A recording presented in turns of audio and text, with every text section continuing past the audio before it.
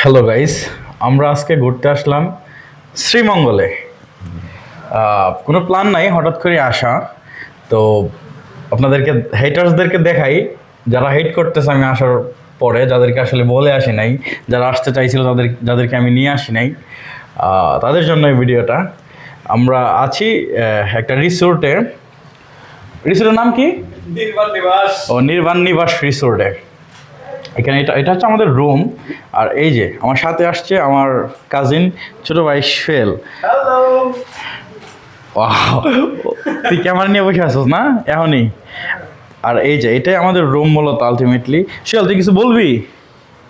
আপনারা যারা আসতে চান, তোমার মার্কেটিং করা লাগবে না, হইছে। আমাদের সাথে আছে কিউট একটা পেঁচা, আর হচ্ছে দুইটা খুবই কিউট শালিক।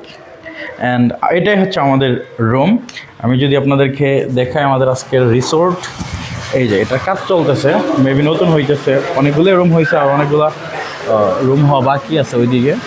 খুবই সুন্দর, আসলে ভালো লাগছে। আর আমাদের জন্য যেটা আজকে স্পেশাল, এই যে আমাদের জন্য তৈরি হচ্ছে সুইমিং পুল, যেখানে আমরা দাপাদাপি করব, সাঁতার কাটবো, গোসল করবো আর কি। এই ছিল আজকে আমাদের ঘোরাঘুরি। Thank you.